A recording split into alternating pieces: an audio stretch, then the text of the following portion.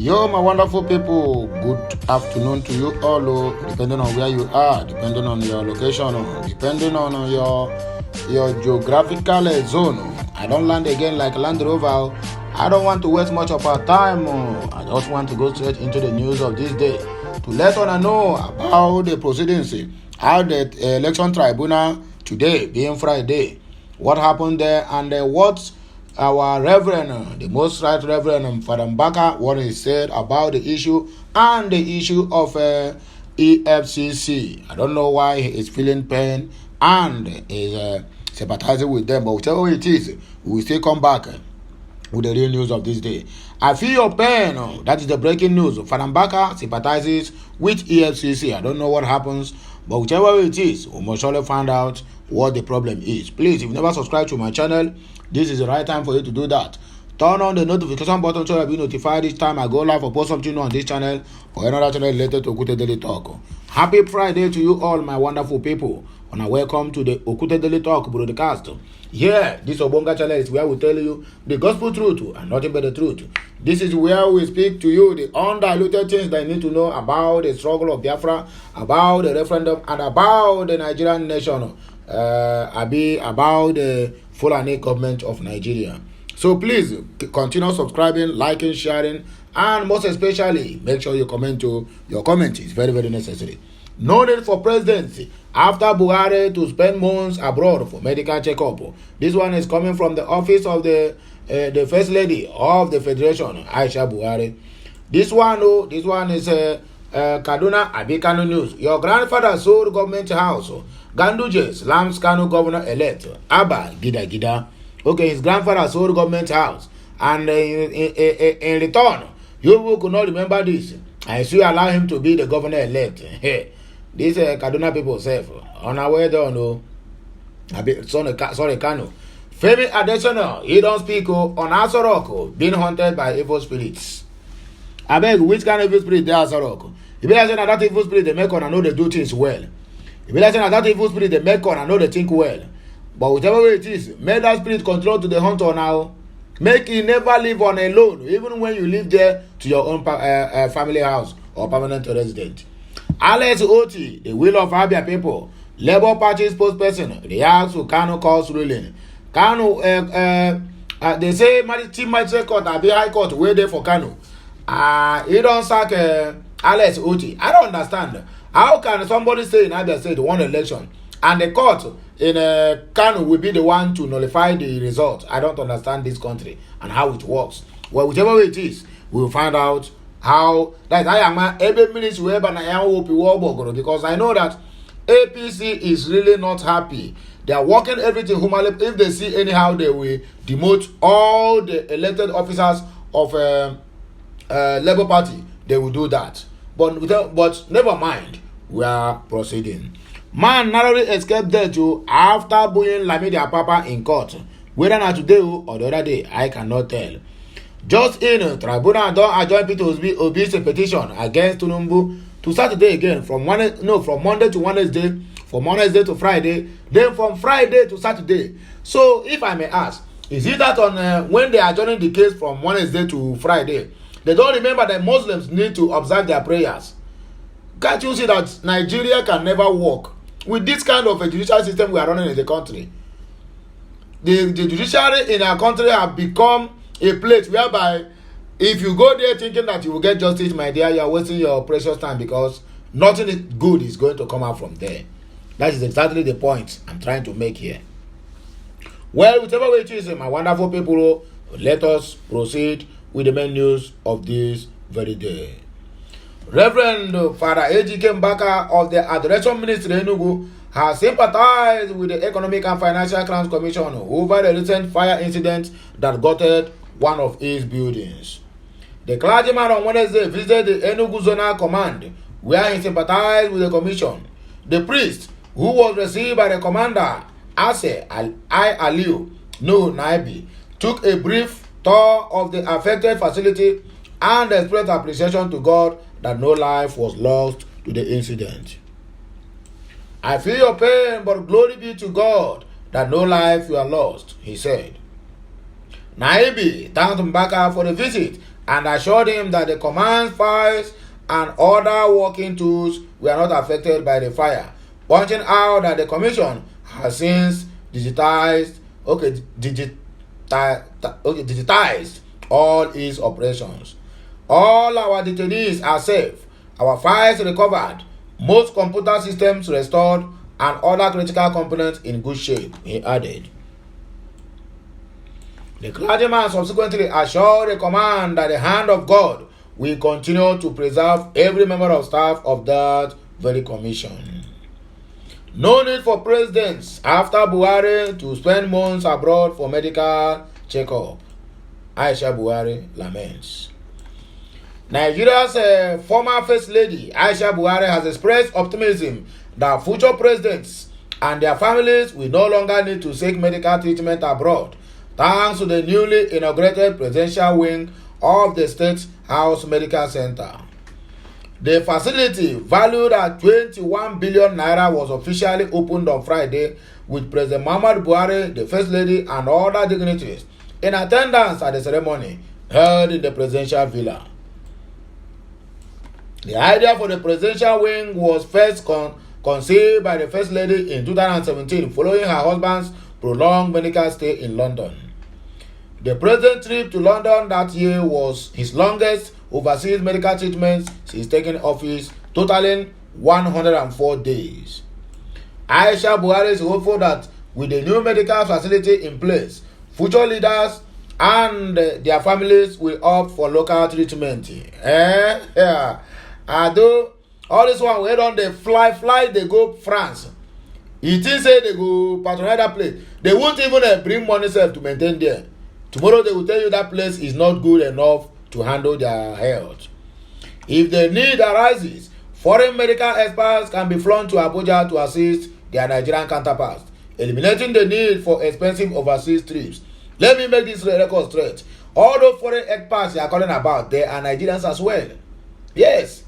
So Nigerians have one of the best doctors in the world as we are speaking. Now, yes, it's only in Nigeria that have happened. That a doctor, it happened in Abuja, operated a woman with a fibroid, or operated a baby. How do they talk that thing? That the baby have a brain tumor or whatever. Bring out the baby, operate the head, take out the tumor, and put it back to the belly of the woman, and the woman gave birth to that baby successful. It's only in Nigeria. Nigeria have one of the best practitioners when it comes to health. But the country and its leaders refuse to take care of all these people. That is why you see them running a health scatter. If you go to UK, you go to US, all these people, it's our doctors that are there taking care of them. And I'm quite happy, feeling fulfilled, though we are living, but all the same, we thank God the project has come to reality, Aisha Buhari stated. She recalled her motivation for the project, saying, I initiated this project 6 years ago when my husband spent 3 months abroad, consecutive 90 days, and it shouldn't be because we have all the experts in Nigeria. We only need a good platform. The First Lady also pointed out that the State House Medical Center originally intended to serve the first family currently provides care for about 35,000 people, prompting the need for a dedicated VIP wing within the vicinity of the presidential villa.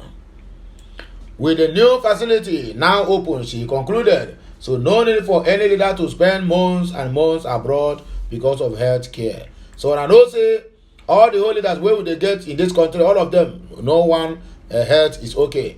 That is why it is needed in that very Abuja. Not for them to be traveling every now and then to outside for medical checkups. Your grandfather sold government houses. Ganduje slams Kano governor-elect Abba Gida Gida. Kano State Governor Abdullahi Ganduje has lampooned governor-elect Abba Kabi Yusuf, better known as Abba Gida Gida, over his plan to investigate those that sold properties belonging to the state government. A statement credited to the Kano incoming governor had warned developers that bought government properties to stop developing or working on the properties, hinting at plans to review such sales when the Abba Gida is sworn in on the May 29, 2023. Reacting to the said plan, Governor Ganduje, in a statement issued on Friday today, said the governor-elect's grandfather is also among those who sold government houses in Kano. You see the problem why Nigeria corruption can never end, because when you try to fight corruption, know it very well that somebody is also watching you to bring about your dirty past. And that is the problem we're having in Nigeria, because when you try to probe anyone, be rest assured that millions of people out there want to see you and they want to probe you as well, because you have dirty past, because you have a lot of skeleton in your cupboard. So how can you come out now and begin to probe corruption where we say you are the king of corruption? It can never happen. That is why Nigeria can never be good. He also said that Rabiu Musa Kwankwaso's administration, in which he served as deputy governor, began the sales of government properties in the state. According to Daily Trust, Ganduje made the statement in an audio file it obtained on Friday. Nigerians understand that Abba Gida, who is a protege of Kwankwaso, had initiated plans to commence an investigation into how the government houses were sold and bought under the previous administration. However, Governor Ganduje said sales of government properties were nothing new, and that the governor-elect should go and ask his political father and grandfather how they began the policy years ago. Recall that Ganduje served as Kwankwaso's deputy between 1999 to 2003, and for the second time in 2011 to 2015 before succeeding him. The duo, however, fell out shortly into Ganduje's first time in office.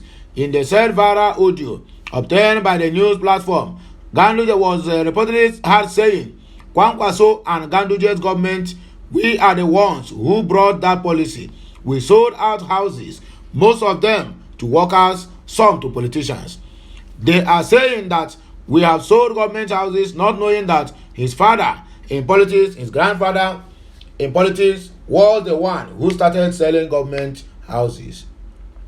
If he said it is not true, let him go to a radio station and we get the list of the government houses his grandfather sold. Government houses that his father in politics sold out. This is not the time to enter that chapter, according to Ganduje. If I am to call out names of senior government workers and politicians that bought government houses, we can spend the night counting. The governor added that the sale of government properties was nothing new, adding it was not started now, will not stop now, and it is not a crime. When I hear them, make sure they continue. This is nothing new. I worked in Abuja, I resided in a government house, and at last, the federal government sold it to me. In the Yaram, minutes in Ishibaro. So the broken bottle have no mekwatansi, my dear people. Ganduje added, from the federal to the state level, the government is no longer building houses for its workers to reside. The ones it has have been sold to workers. It is nothing new, according to him. Government workers residing in its houses, most of them have been sold, but those who bought them couldn't reside because government workers are occupying them. Because there are new houses, government workers are being transferred into those kinds of offices and leave the houses to those who bought them, according to Ganduje. Femi Adesina speaks on Asoroko being haunted by evil spirits. Presidential spokesperson Femi Adesina recently dismissed claims made by former presidential media aide Ruben Abati about the presidential villa Asoroko. In 2016 article, Abati had suggested that the residence was haunted by a force higher than what we can imagine, even urging it to be converted into a museum and abandoned due to its alleged paranormal activities. Abati has claimed his stay in Asorok was fraught with physical discomfort and injuries, stating that he never slept in the apartment they gave me in that villa for an hour. However, Adesina, in response to Abati's claims, countered that his own experience of living in the presidential villa for 8 years was devoid of any unusual incidents. He slept soundly in the residence assigned to him without any issues. That is your work, so you must defend them. In his article, The Good in Goodbye, Adesina expressed that he did not encounter any of the wild claims made by Abati about the villa. He maintained that his health was unhampered during his stay, adding that no mysterious ailments or other oddities were experienced. To the glory of God, I never experienced anything like this. Human beings normally face one vicissitude or the other. It is part of life. But God equally spares his own. No ailment to nurse other than things typical of aspiring senior citizens like me. And nothing died under the West, wrote Adesina. He humorously added that his sleep was so sound, he often woke himself up snoring, according to him. Adesina concluded his article by saying, it is really different strokes for different folks, and it really has nothing to do with Asovila. Yes, sound sleep is another good in goodbye.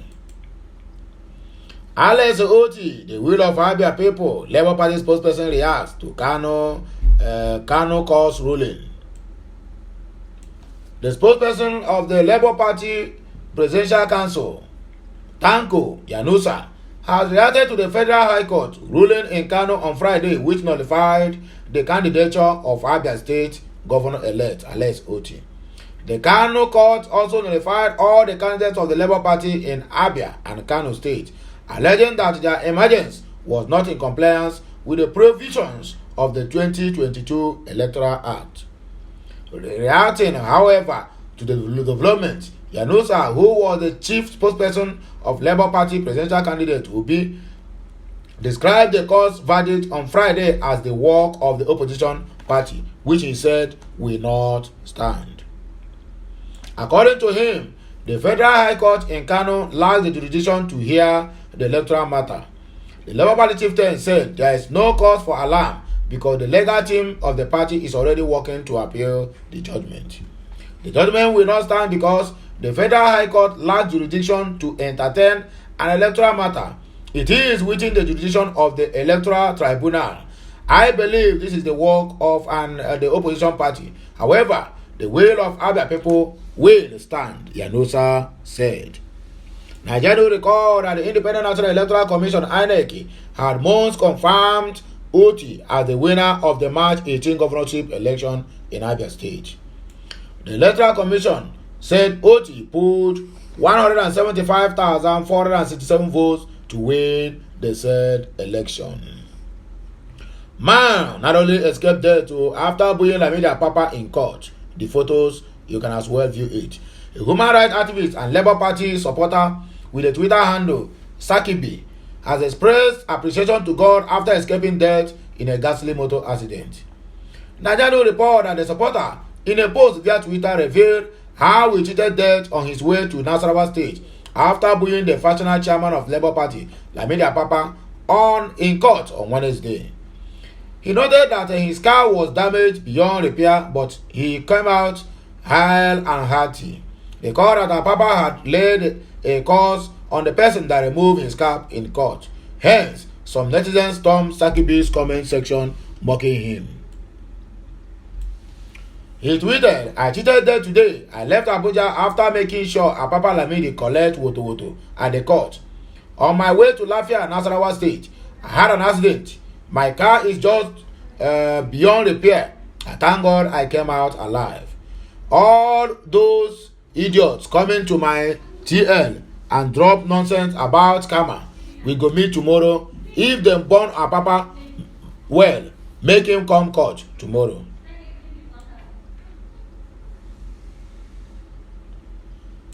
I never said I am the Labour Party national chairman. Meanwhile, Lamidi Papa has denied ever claiming the national chairman of the party. Papa claimed that he is only the acting national chairman of the party, and there is no controversy about his role in the party as many people are painting it to be. Speaking on Thursday during an interview with Arise TV, the embattled Papa maintained that should Jesus Abure be successful in clearing the court cases against him, he is fully welcome to take his position as the Labour Party National Chairman. The last but not the least, the tribunal adjourned P2B's petition against Tinubu to Saturday.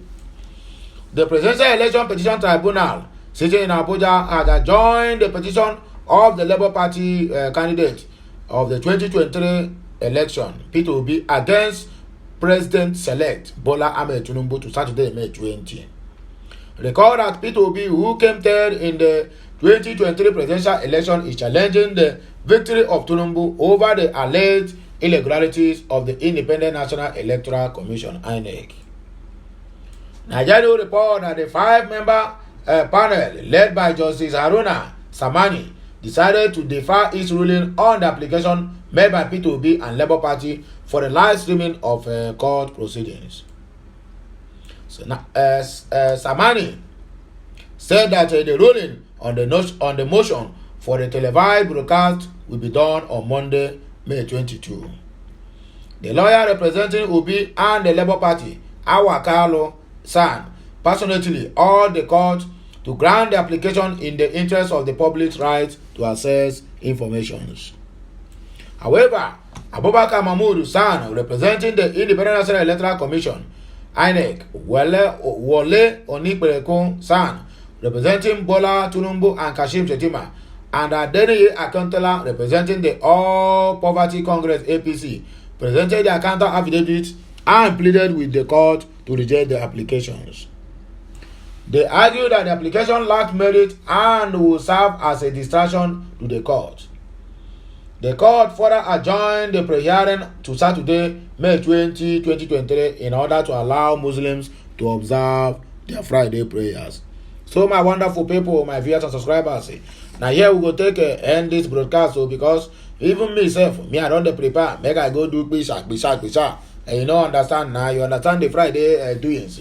So make on enjoy on a Friday, because I'm going to come back again, maybe by tomorrow, because I will be a liar if I tell you I'm coming back today again with another blockbuster. No, we'll continue tomorrow from where we stop today. So have a nice day, my people. As you're watching, please make sure you subscribe. As you're subscribing, like, share, and also comment. It is very, very necessary. Have a nice day and have a nice Friday. May the Almighty God bless us all, the Father, the Son, and of the Holy Spirit. And whatever we lay our hand in this weekend, we shall have it in abundance, and so shall it be. Bye for now, my people. Que mesiano.